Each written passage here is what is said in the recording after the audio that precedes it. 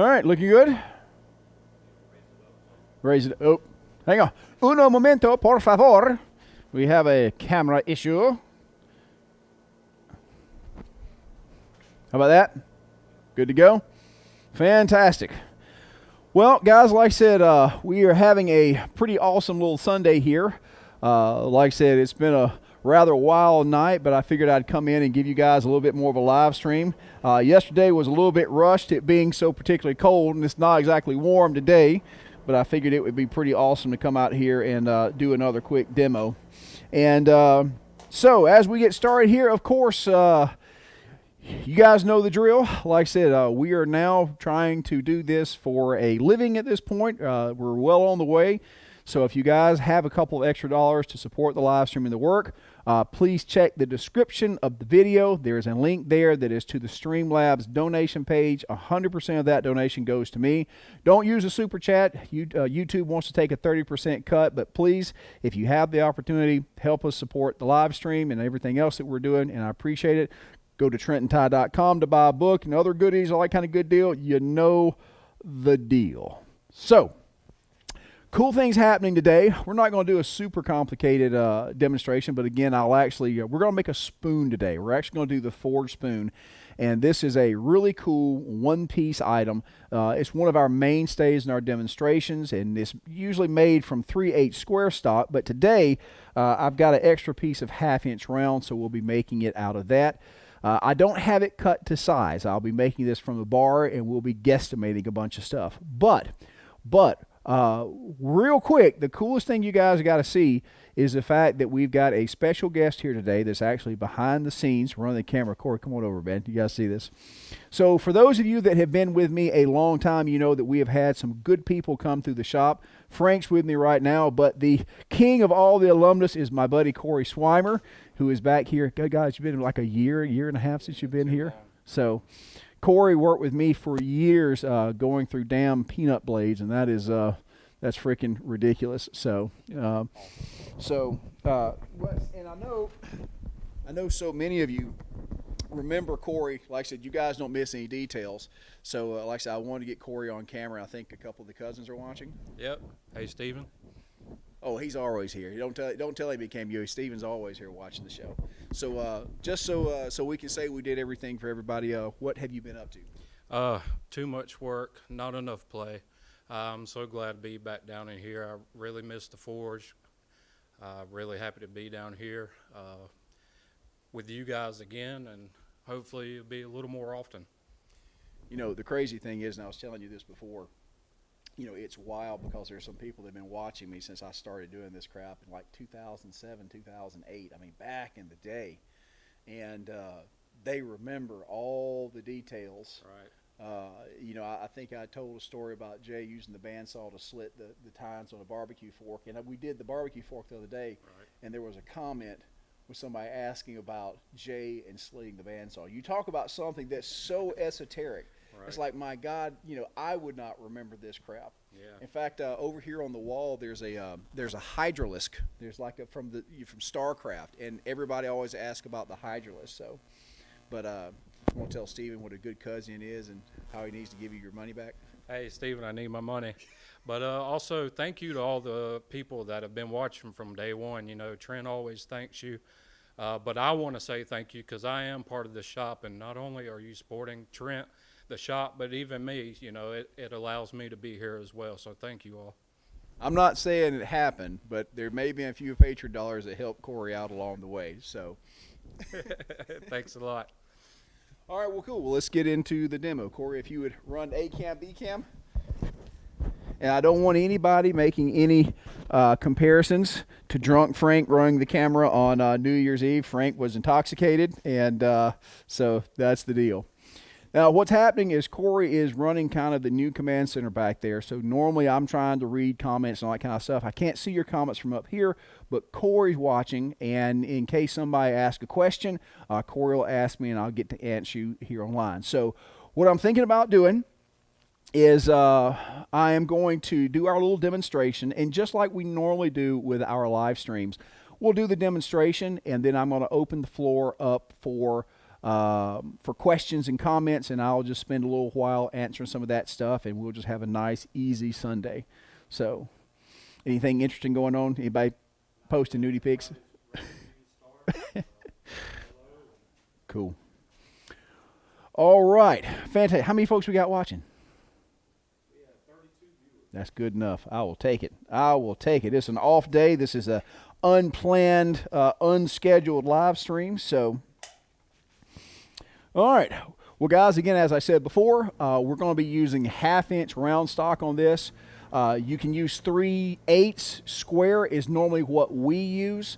Several different, it's going to affect how big the spoon is, how much material you have to play with, and more importantly, how much work you have to do. Whenever we are doing a demonstration, understand that, you know, we're at a show for 2 weeks. We're doing 5 shows a day. So you want to use a thin a stock as possible, so you have to do as least work as possible.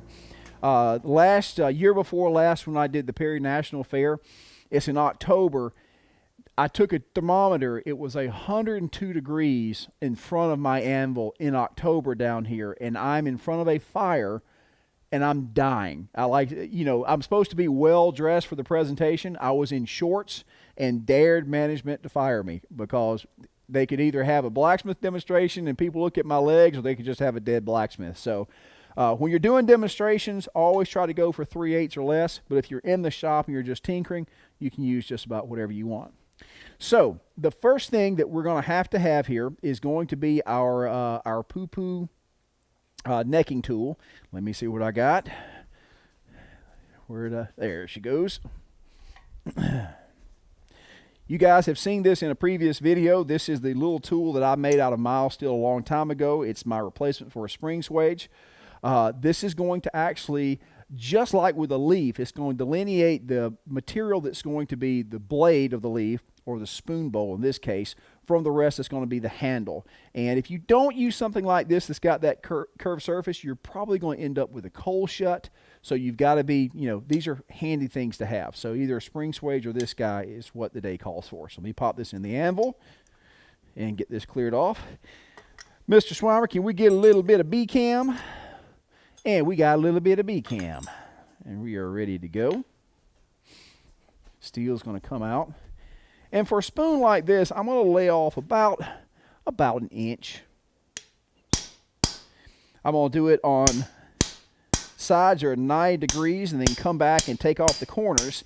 And then I'm just going to rotate while I'm tapping it. Notice I am not killing this thing.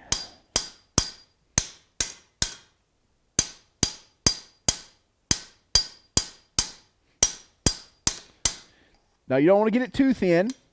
But something about right there, maybe a half reduction is not terrible bad. Just, again, to give you a clean line right there.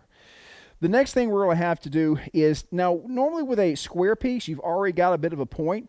So I'm going to come in and I want to get this as round as possible before we start spreading it. So I'll take another heat, and then we'll come right back to that. All right. I want to get this set up for the camera. Now, see, here's the other thing, guys. When you're doing a live broadcast, and see, even with Corey here, we're running a man short because we really need 2 guys on the cameras, but I'm just lining that up. Cool.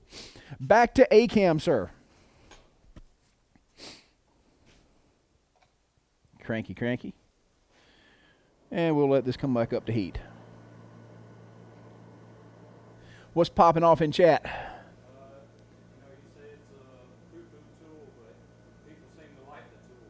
Let me tell you, it's an odd thing. When I ever went to see, other craftsmen, you see this incredible work, and you kind of expect to see these, like, you know how it was, like in Lord of the Rings, like every little hammer tools, everything in there was beautiful.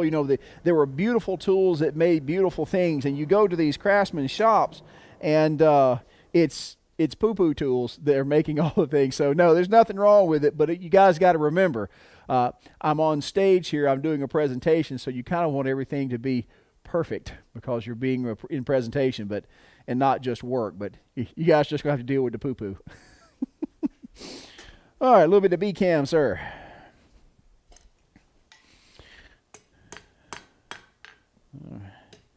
Is it blowing it out, Corey? Do we need to? Looks good, excellent. So I'm going to come around the tip of this.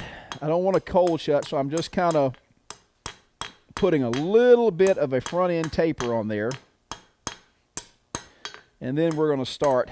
Now notice when I start flat, I hang this off the edge. If you leave it all the way on here, you're going to hit this portion. So you hang it off the edge so that that neck is on the edge.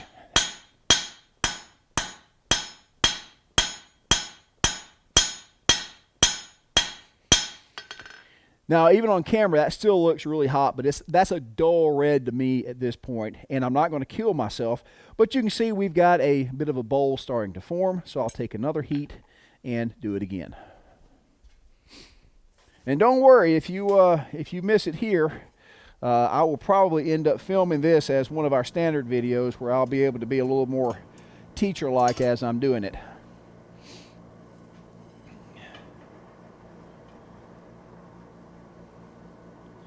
Do you see on the names, do you see an Adderig mist runner in there?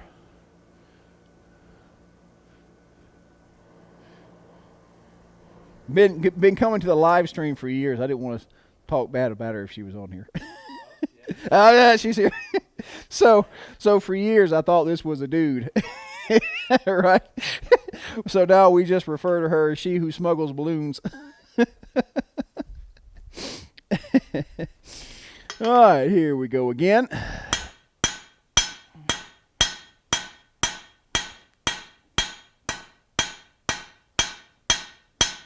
Now, one thing you're going to have to be careful of is you see I'm coming real close in here on hitting this bad boy. You don't want to dig into that, so you want to stay away from there, and sometimes that is easier said than done.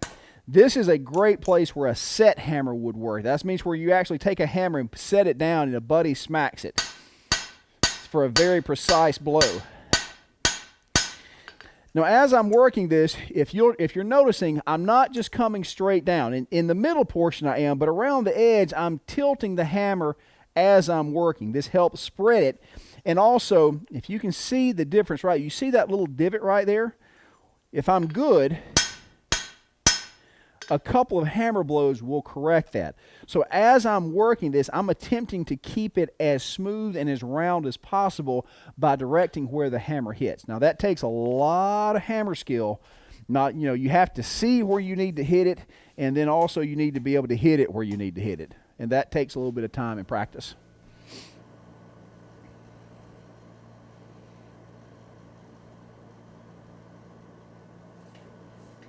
Now see, this is normally intermission, so when I'm filming a video, I don't have to talk here. I just stare at the fire, right? And this is, if my nose is snotty, I can wipe my nose because the camera's still over here on the anvil. I can get away with it, but now you're at the live feed and you're kind of going. Boy, the other day was so bad when I was doing the fork. I was snotting so bad. It was just like dripping. I was like, I am so glad we're on the close-up camera. All right. Back to the anvil.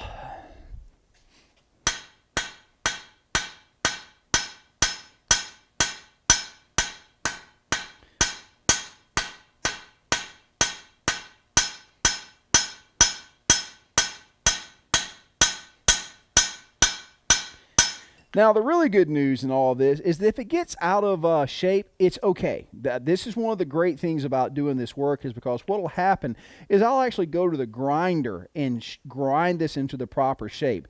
Now, if you're doing a show or you're doing, like I said, a demonstration, you really don't have that time. But so that's why when you're doing it freehand and you're in front of a crowd, you got to get real good at making it as even as possible. Because you don't have time to use all the nice tools to make it really nice the way it used to be. Now, the other thing that I want to point out in this is one of those places where a anvil block really comes in handy. And I think I got this in there. Yeah, Corey, if you would move this over. Right over here. Okay, so a minute ago you saw me talking about having to hang this guy over the edge. Well, if you have an anvil block, this allows you to get to this so much easier. Now, this anvil block has some radiused edges, so it won't bite, it won't chop. So, again, you can do it on the top of the anvil. It's perfectly okay, but if you have a tool like this, it allows you to do the work a lot easier with a lot less chance of mishap. So just a little bit of heads up. I'm going to take another heat and I'm going to use that to finish this off with.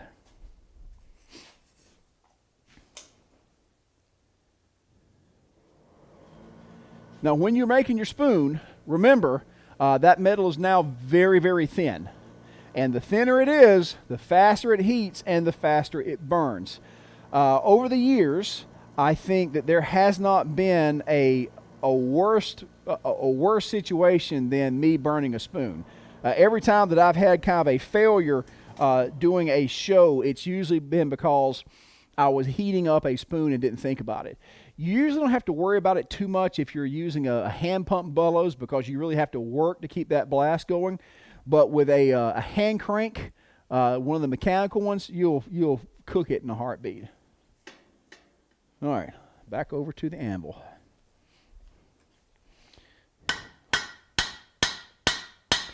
Now, one of the other reasons the anvil block is so handy is that I've got this 90 degrees here. If I were trying to do that on the anvil, I'd actually have to have the anvil horn in my nether regions or some other unsightly situation.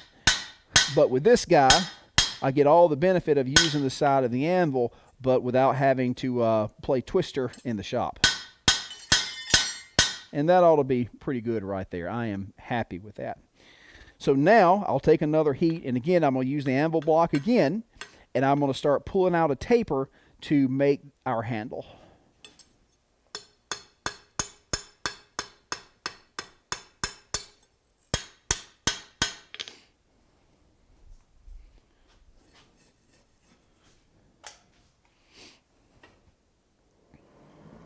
Now, if any of you are wondering, I actually have a foot pedal down here. I think I've showed it a couple of times before. I actually have an on-off foot pedal, and if you're doing this type of work, it is super handy. Of course, you can have a switch, but normally I found that if you have a switch on the forge and you're doing any type of work, you've got sparks and everything coming off, so you end up like burning your hand trying to get it cut off. So this foot switch, it's got about a 6-foot cord, so I can be like way away from the forge and still be able to cut it on and off very easily. Now I'm going to show you a quick trick. You guys see that? You see how hot the spoon bowl is itself, but we're just getting the heat on the shank. I am going to jab the spoon into the water so that it's cool and we've got heat where we want it. When you're working with thin stuff, that is an excellent trick to kind of keep it from the possibility of burning or melting. Because now we've got something that's a 1/2 inch thick versus something that's maybe at best an 1/8 of an inch thick.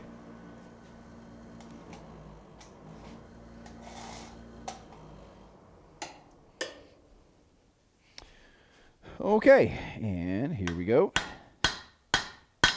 Now, just like I showed you guys before, now notice how careful I'm having to be about getting that hammer in there. You see I even chopped it there. Look at that stuff. That's where a set hammer comes in. But we're going to power through, and hopefully I'm not going to screw this up.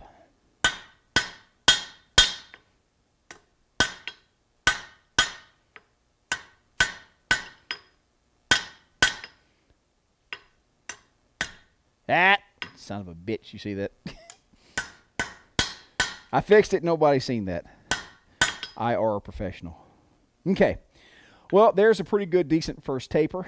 I'll take another heat and go ahead and start pulling this back. And I will also, you want to try to keep everything as straight and in line as possible. I'll cool that bowl again and back into the fire.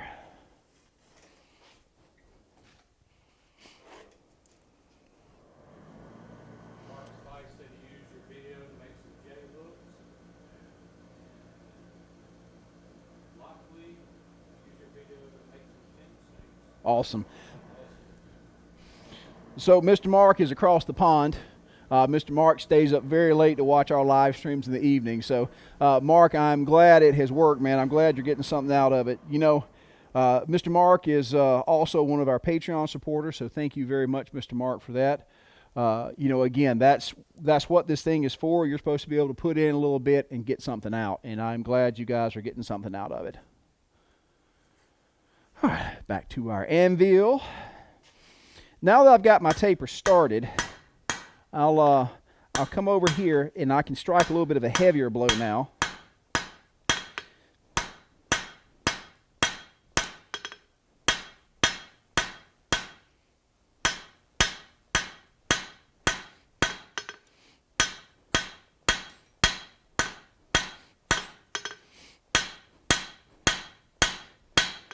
Now the great thing about the handle, especially when it's got a little bit more beef to it, is you've got plenty of material to kind of do anything you want to with it. If you want to, make this nice and thin and then put a big spread turkey tail on the end, that's cool.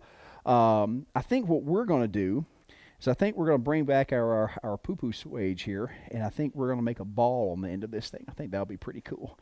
But I'm going to try to get a nice, elegant taper here, so I'll take another heat and continue to pull it out.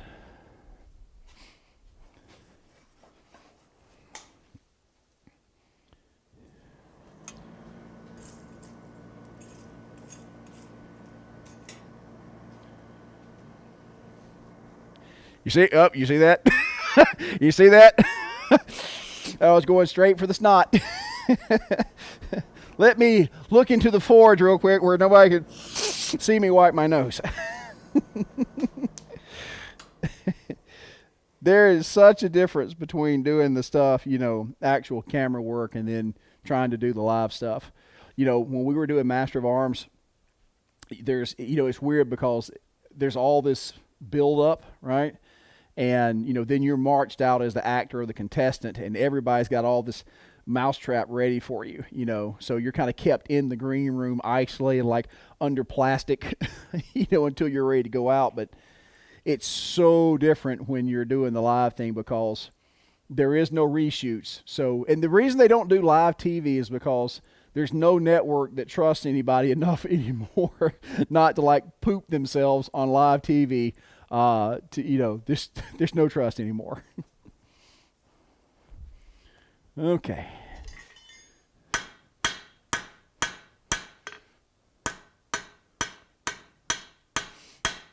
So Chad Harding was one of my fellow contestants on our episode of Forged in Fire.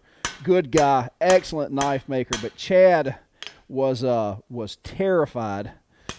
That poor fella. It was a lot to take in, and but like I said, I always love telling this story. We were back getting ready to come on the stage, and Chad was just so nervous, and I'm like directly behind Chad. Or no, excuse me, I was in front. Chad was right behind me, and he says, man, this is bad. He says, oh God, I ain't feeling good. I was like, Chad, don't you puke on me. He says, no, it's not that. And so it's dead quiet. They've called for quiet on the set, and we're all sitting there, so you could hear a pin drop, and all of a sudden from behind me you hear it. And of course, us all being the juvenile adults that we are, we look here, we're laughing off, and Grant's behind us. Hey, he said, I didn't know I was competing against Julius Caesar. So stupid, so great.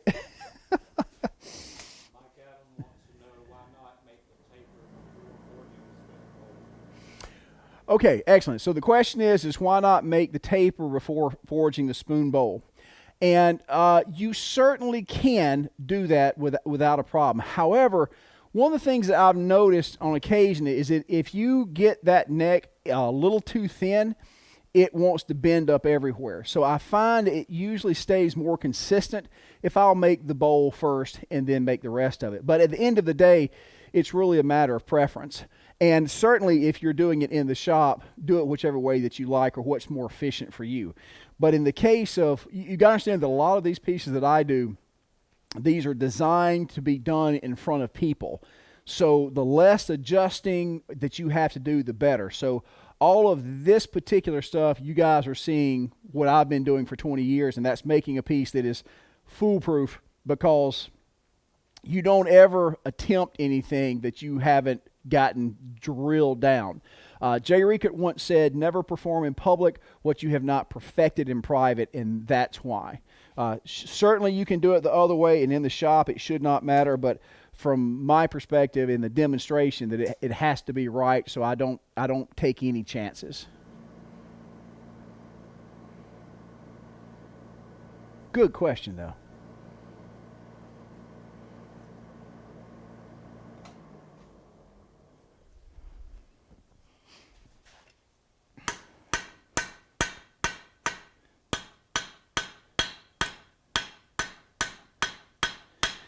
What I'm doing now is I'm just evening up and straightening. I'm striking series of blows just to even everything out.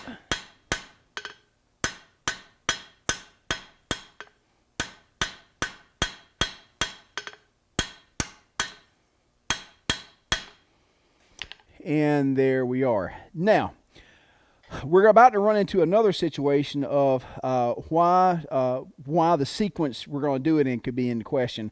So at this point, because I've got this nice long heavy handle, I'm going to go ahead and make the bowl or dish out our spoon before I cut it, because if I didn't, we'd have to get tongs and it would be a kind of a fight to do this. So now, but if you look, this thing's got a little bit of a bend to the left, and that's the spoon I'm talking about. So the way that you correct this, it is very difficult to correct this freehand on the anvil. However, it's far easier to be able to do this on the vise. If you'll chuck it up in the vise right at the neck, heat it, and then tap, you want to try to center this as much as possible. Guys can see that it's really hanging off to the side there, and so I don't want to have to grind that back into shape. So I'll take a bit of a heat, I'll pop it in our vise, tap it over, and then we'll be ready to make the bowl of our spoon. So Corey, I tell you, I'm going to come over here. Go ahead and swap me over to this camera. If you would, go ahead and lock in on the vise. Do you remember how to focus and then do the automatic focus? The little button on the pad right there. Right here on the actual screen. If you'll turn it, if you'll turn it to the vise, zoom in on it, turn the autofocus on, let it focus. And once it focuses, turn it back to manual. You'll be good to go.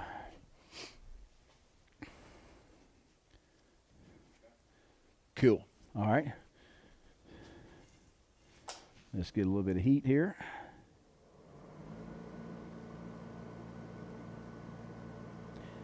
Now this can also be done with a bending hardy in the anvil, but I usually like to use the vise. And it doesn't take much. Oop. Quick, back to B-cam. You got it? So now, all I got to do is tap, tap, tap. And that easily it's lined up.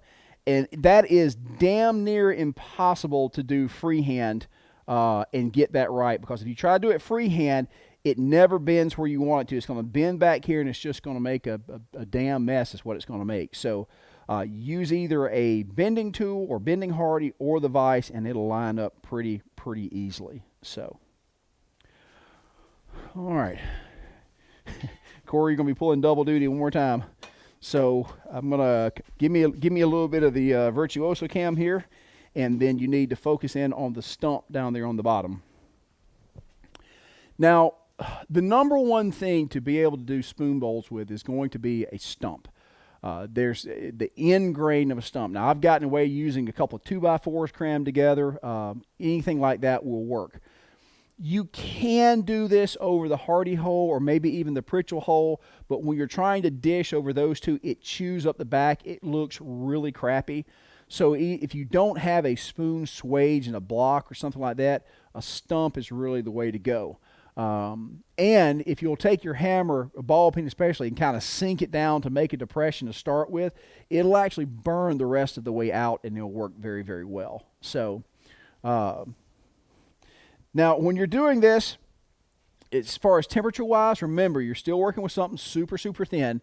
So you don't want this thing at a bright orange. An orange or even a bright red will work on this. So you don't have to, again, be very careful about heating it. I cannot tell you how many times I've seen beginners get to this point, have a nice piece, and then blink while it's in the fire, and it's gone. Now, for those of you that are using your coal forge or a solid fuel forge that you have worked with, and you've got a hairdryer or something like that, and it has an off-on switch, that is death when it comes to actually doing delicate work because you're not thinking about it. So be very, very careful. Very careful. Okay. Miss Adriana, I believe Miss Adriana is also one of our Patreons as well. She's been with us a while. A very, very beautiful lady. Miss Adriana, thank you very much. We appreciate it. So again, everybody, if you want to support the stream, like I said, the donation link is up there in the description. It's Sunday report. Look how thin I'm getting. Look how thin I'm getting. We need money for ramen noodles. All right, let's make a spoon. And see, I'm so poor. If I get some ramen noodles, I can use the spoon to eat it with. All right, to the stump. Now you can see several different things here that I have used before. There's one right there.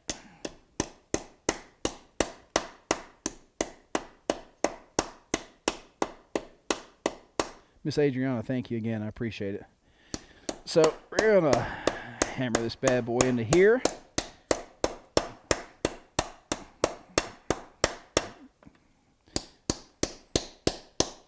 It's kind of like a French dinner party. You can just pick any hole that you want to. They'll all work. You know, try them all out, see which one fits. And once you're doing that, the other thing, I'm going to flip this around.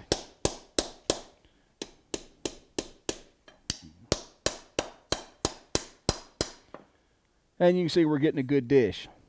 Now, that's one single heat, and really none of these guys are really the shape that I want them to be in. So I'm going to take another heat, and I'm going to work it one more time.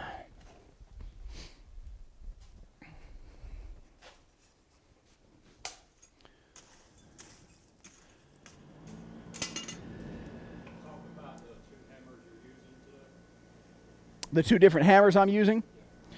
Yeah, all right, so the two different hammers that I'm using today, the first hammer, of course, is the hammer that I've had since I was 12. This was given to me by my sister. I'm pretty sure this came out of some local hardware store. It is a cross peen hammer.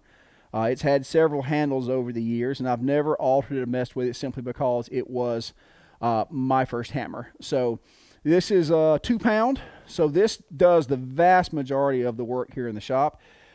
This is a ball peen, and this was Jay's ball peen hammer.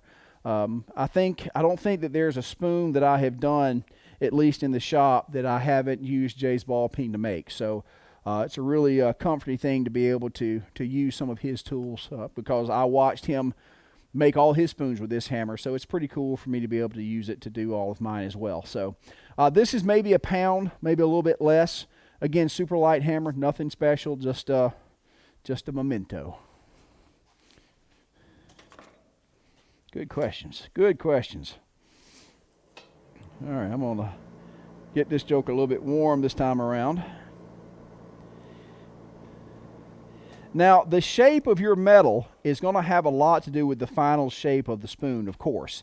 I know that sounds like it's super obvious, but when you get ready to do your bowl, if you really want to get that nice traditional oblong spoon shape, you need to grind it that way first and then dish it. All right.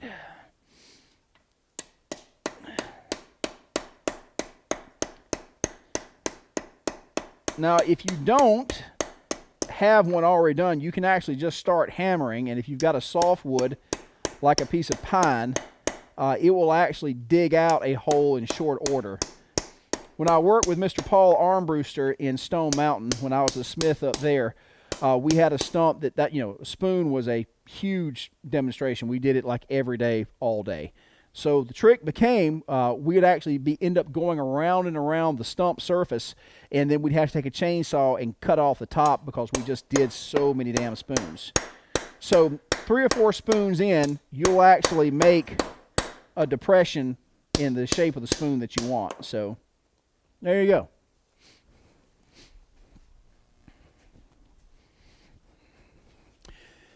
Now, I stress again that this is a field grade spoon. It's going to be one of those situations where, if you want precision and nice stuff, you've got to go to the grinder. The blacksmiths did. They just didn't do this freehand and it was nice and pretty. What they did is they would rough forge it, and like with anything else, come in and take a file or a grindstone and shape it and then finish everything out. So, again, I stress, what you guys are seeing is the demonstration version of the spoon. It's going to be rough. It's not going to be super pretty, and I stress to you, people don't care. The fact that you made something that vaguely resembles a spoon is plenty enough for them, and they will eat it up, and they will absolutely love it. So, but what we're going to do now is I'm going to come in about right here. I'm going to take a cutting hard. We're going to sever this piece, and then we're going to make a ball on the end using our poo-poo swage.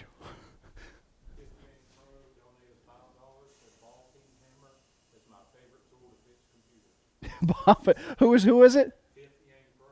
Fifth Game Pro.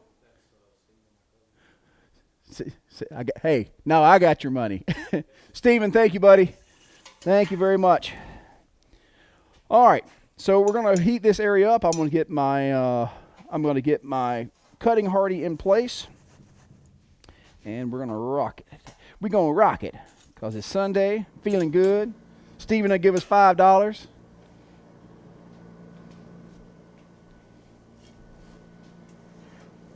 Again, guys, thank you guys for supporting the live stream. This has been in all seriousness, this has been a hell of an endeavor here in the past 3 weeks. I started, back in the day when YouTube was young. I said, it'd be cool if I could make a living on YouTube, and do what I want to do.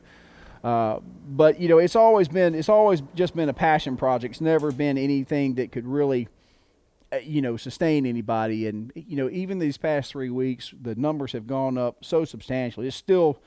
It certainly isn't a living, but it's of notice. And I feel like that if I spent another 2 months at it, that it might be to the level that that I could do this full time, and that would be super awesome. But like I said, every little bit helps. And guys, and I truly mean this. If you give $2 or $3 or something like that, don't feel like you're cheating anybody out. Those $2 or $3 add up, and the ad revenue from YouTube is little. So when you chip in a $5 or something like that, you have literally matched the ad revenue from a video that took me 4 hours to do for the day. So it matters, and it is appreciated. Okay, we got a good heat. Yeah, oh, yep, sorry about that. Please pause. We are experiencing technical difficulties.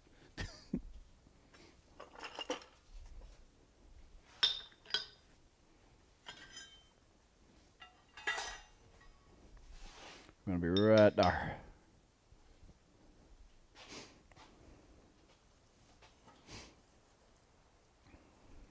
All right, ready?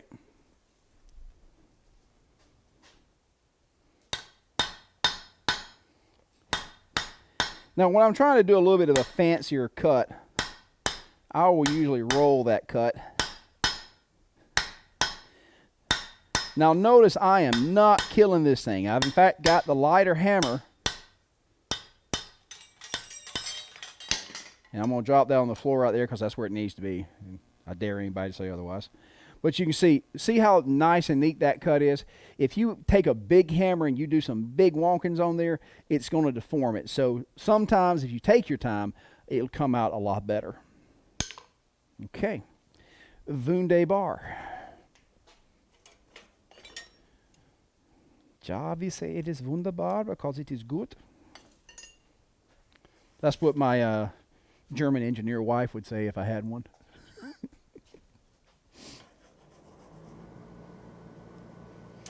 All right, now let's set up the poo-poo tool here. Everybody likes the poo-poo swage.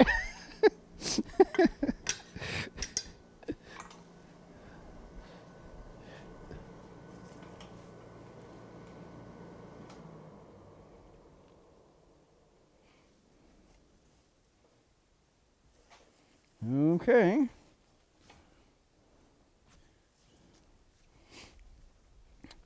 I'm going to take about just a little over a ½ inch.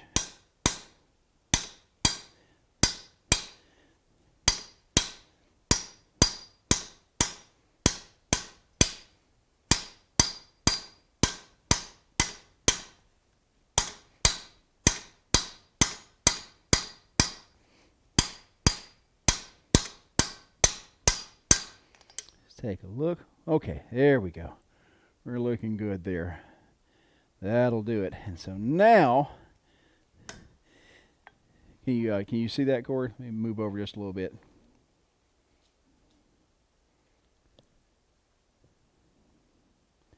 Now here's why that is important, because how are we going to make that into a ball if you don't have a ball die? Well, now because we've got that little angle in there, I can hammer in and start working the top of this piece down into a ball because we've got that neck in there. That's why the neck is important. All right, we'll take another heat. Take another heat.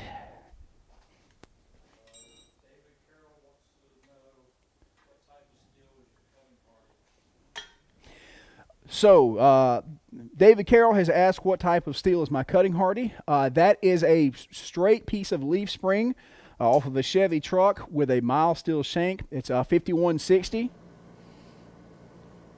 And I think I had alluded to this earlier when I did a live stream about tool steels. When you're working with a lot of these tools, yes, it is better to have alloy steels. But the fact is, most beginners never use a tool enough to get anything out of it. For example, what I mean by this is that if you had to drive 45 miles an hour to work, that means that whether you had a Honda Civic or you had a Lamborghini and you can only go 45 miles an hour, the Lamborghini is nicer, but you can't get any of the use out of it. And that's what ends up happening with a lot of these tool steels.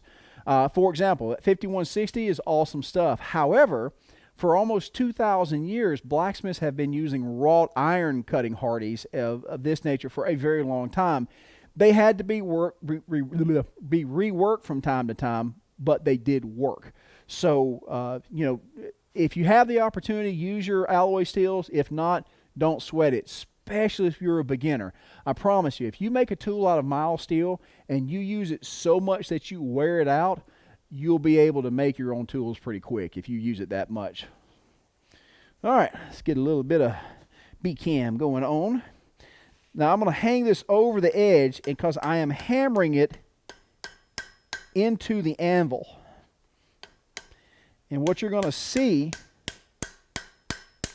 is that piece is going to start compressing.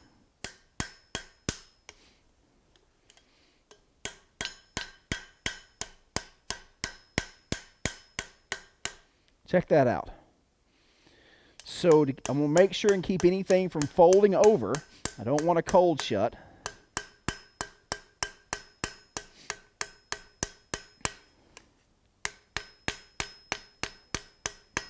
Somebody give me money.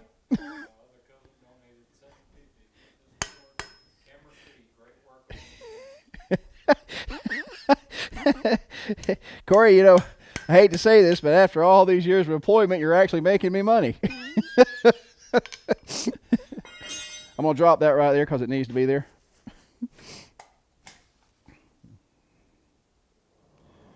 Let's take one more heat. And I really need to put the lock rings on this joker.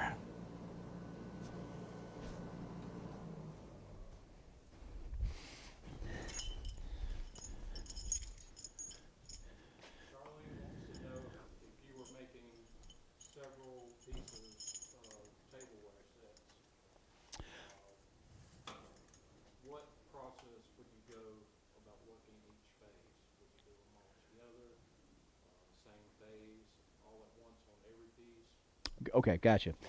All right, so Charlene's asking how I would make a large batch of silverware, or indeed, this would go for just almost anything, and it's a matter of process. So this is where the saying, having too many irons in the fire, comes from. That's when, instead of just doing one individual piece, you are much faster by putting 3 irons in there. And what you would do, for example, if we were making this spoon, I would put 3 irons in, make the neck on all of them, put them all back in, make the bowl, and I would perform each function on each piece. And you can get a lot better production and efficiency out of that way. And again, now it depends on the item. Some items lend themselves to that, some don't. But in this case, yeah, I would actually do it in a gang. Usually I try to do a gang of 5.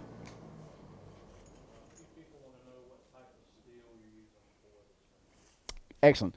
So Corey says a lot of you guys are asking what type of steel am I using for the spoon. Well, this is actually just mild steel. This is 1/2 inch, round stock, hot rolled, mild steel. Again, you can make it out of stainless, you know, whatever your pleasure.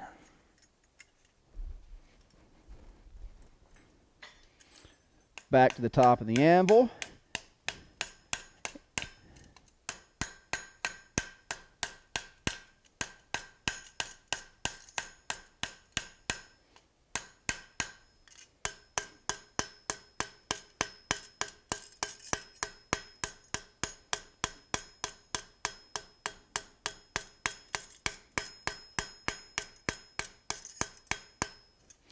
Now you can see we're getting there.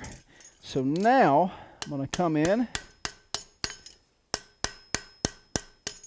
start working this bottom.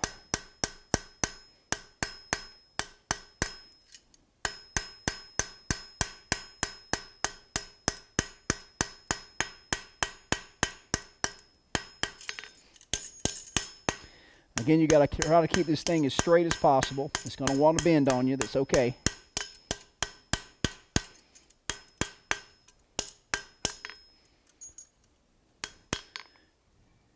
And now, even with it at this temperature, I'm going to come back with a poo-poo tool.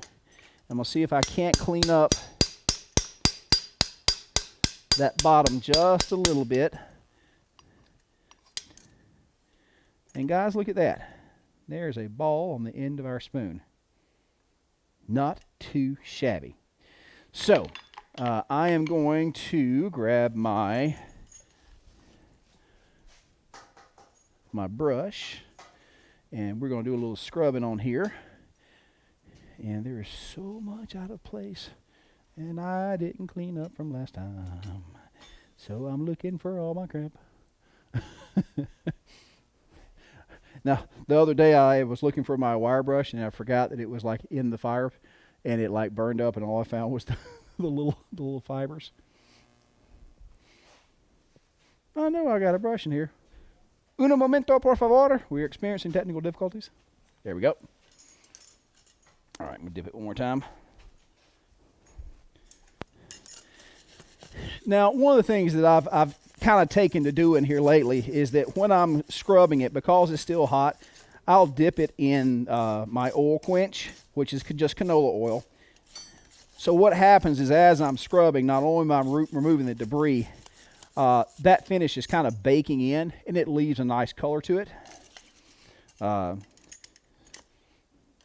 kind of tinkered with it. It's not set in stone, but I kind of like it because it's kind of a quick and very easy finish. And it because it burnishes it, takes all the creepy cruds off of it. When you finish, it looks a lot older than it is. So I've been surprised at just how nice of a finish it leaves just by hot scrubbing it after I've dipped it in my oil.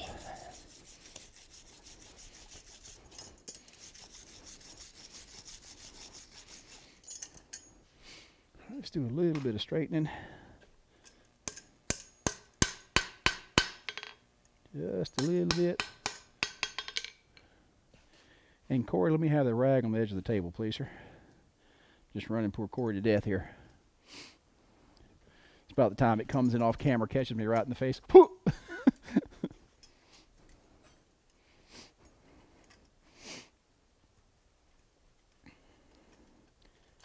This piece is still hot. Let's cool it on down in the water now.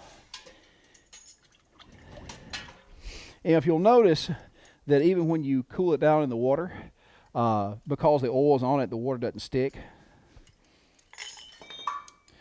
I'm going to drop that on the floor right there. I'm dropping a lot of crap today, buddy. It's just ridiculous. But you guys can see, there's our cool spoon. Check out the little ball that's right there. I mean, that is, I think the technical word for that is pretty damn awesome. And you can hang, now if you do this little ball, or this is sometimes referred to as an acorn, you can do this with your fire tools. And that provides a pretty cool way to actually hang them. If you make like a little fork, the fire tool will sit up in there and hang like that. So there's a very neat option if you're doing fire tools, or just about anything. So coolly beans. Questions? See any rolling through there, Corey? More importantly, are there any nude photos coming through the chat?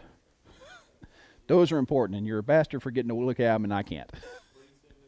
Please send nudes. Watch some burly dude from Liverpool show up.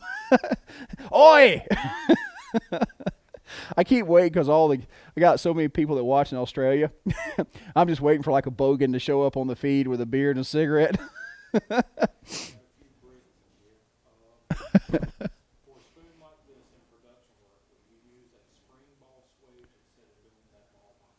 Okay. The question is that if I was doing this in production work, would I use some type of spring ball swage to do this in production? And the answer is absolutely yes. And again, the key word and all that is production.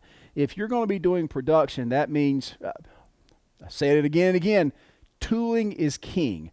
There was a gentleman that was, I can't remember what video it was about. They were talking about S-hooks. Oh, that's S-hook video.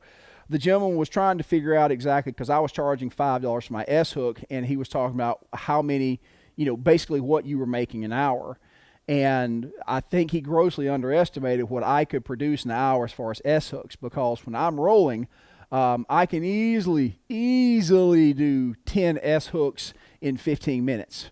If I actually have them set up, I can do them faster than that. So, you're talking about being able to do, 40 or 50 S-hooks in the space of an hour, time $5.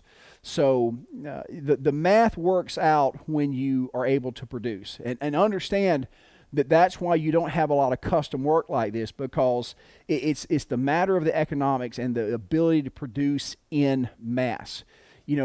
Something like this usually has, if you can do it quickly, if you and I do the same spoon in the same design, but I can do 20 in an hour and you can only do 5, I can drop my price to half, still sell more, and still make more money than you do. So tooling is king and efficiency is key.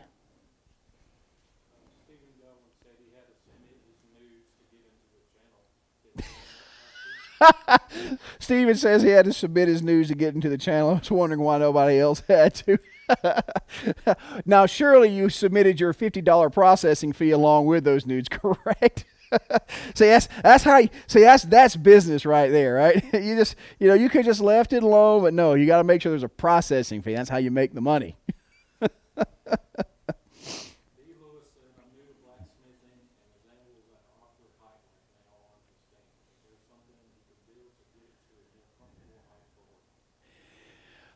Lewis is asking, is there a way for him to build a more comfortable anvil stand? And the answer is absolutely yes. I can't remember if we have the video. I think I have a video showing you how to build an anvil stand. If not, and guys, and again, I say this again and again, and I say it a lot on Blacksmithing for Beginners, so let me repeat here. If you're going to spend some money on your education, spend $20 and get a book. So the answer is yes. You can easily build another stand. You can have a stump, or you can build it out of lumber that comes straight out of Lowe's. Now, again, a book like mine, available on TrentonTie.com, has detailed instructions for you to be able to build a new stand of the proper height from materials that you can buy out of Lowe's. It usually runs you about $30 or so, I think, to build you a nice custom-sized stand.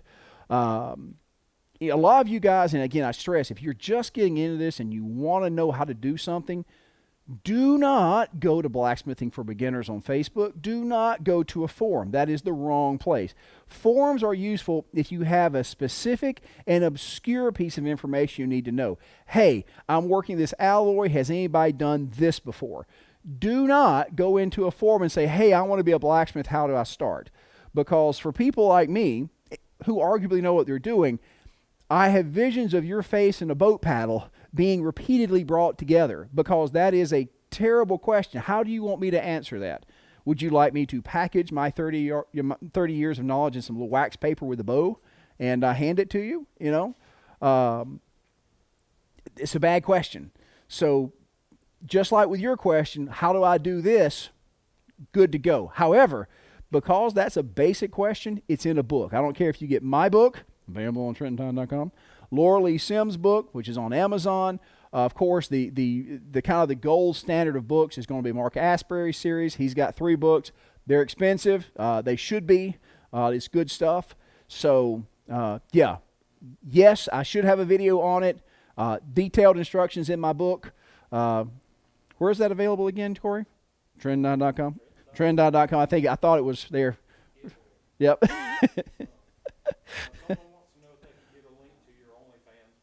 I know, right? Hey, oh man! I'm gonna do a full video about this, but I'm not gonna call any names. I don't want to be ugly. But getting back into doing the videos here, I said, well, I need to take a look at some of the other blacksmiths, and I think just a few months ago, I ran across one with some very obvious thumbnails about blacksmithing. And the thumbnails, where they might have included an item that was related to blacksmithing, there were 2 other large items. What's up? Yeah, he's bringing some stuff. Oh, we got fans. Yeah. Go get him. He's bringing some stuff to drop off. See if he's going to stay. But anyway, there are 2 other very large items involved in this picture, and hundreds of thousands of views on what I thought was not a great blacksmithing video. But again, prevalent in almost every shot were these other 2 large round objects that seemingly every 14-year-old boy immediately hit the subscribe button or the view button. And that is, again, it is less than genuine in the attempt to educate blacksmiths. So I find it, and again, it is frustrating for those of us who really care about the craft, who work hard to put this stuff out there. And you just kind of hang a pair of boobies out there, and you have somebody that just, goes straight to the top as far as subscription because there's boobs in the thumbnail. And to the point that me and Corey is like, if I just hired me a model and pretended that she did the work, apparently I can be a successful YouTuber. And again, I do not mean to take away from the work that they're doing. Anybody that gets on this platform and produces video and produces content is worth respect. But it seems a little cheap. And again, I have no particular animus for these people. Again, the business side of me applauds them. But at the same time, it's a little cheap, and it's a little disheartening for those of us that know what we're doing, do good work, and then don't have the success that boobs have. So it's one of those things. So yeah. People are asking about the book, where they can get it, how long does it take to get it, what is the shipping price? Sure. A couple of questions about the book. Of course, the book can be gotten, where's that place? TrentonTime.com. The shipping's usually $6 stateside. If it's going anywhere else in the world, usually, again, if you're in England or Australia, it's usually about $20. So it's the same price as the book. But if you are stateside, I think it's $7 flat rate in the lower 48. They should go out the next day. And all the books are signed. I signed them myself. And believe me, so there is no fancy website machine behind this. I go into my bedroom and I actually print out your label. I put your book in there. So this is all coming straight from me. So it comes from here, again, goes out. And of course, we've had a couple of issues with our election mail here lately, but usually the books get to you within a week or so. So should not be a problem. Would a swage block work for dishing a spoon? Excellent question. Would a swage block work for dishing a spoon? And the answer is yes. In fact, it's the preferred method. But very, very few beginners have access to it. And that's, guys, you got to remember that when I'm doing this work, I'm having to try to do it with the beginner in mind, somebody that doesn't have a lot of tooling. So I often do things really the hard way here in the shop because, again, the answer is having the right tool for the job, and that is a swage block. Cool. Good questions. I get the best questions on these things, man. It's so awesome. A lot of people are saying thank you for all your work, even the quick make frustration. We appreciate your acknowledgement of it and respect that you're not doing that. Nah, good enough. And I really need to have a microphone on Corey. I've got my speaker here, so I'm listening to Corey. That's what you can't hear. I need to have him with his own microphone so you can hear that silky smooth voice. Yeah. Well, I'll tell you what. Well, guys, like I said, we've had some guests drive up, and I've got to go take care of a little bit of business. But again, guys, thank you guys for you guys who dropped tips on the live stream. I really appreciate it. And like I said, it's been good. I'm going to have some more videos up. We've been taking it easy day to day. Like I said, we had some. I had me some chicken, and we played some Super Smash Brothers, and we did some videos. And yeah, it's been a good Sunday. So we're going to relax and all that kind of good stuff. So again, guys, thank you all for being here. It is very appreciated. Hopefully there's going to be a lot more of this coming through. So you guys be very safe out there. Wear your mask. It's rough down these ways. A lot of people in trouble. Wear your mask. Stay inside. Stay the hell home.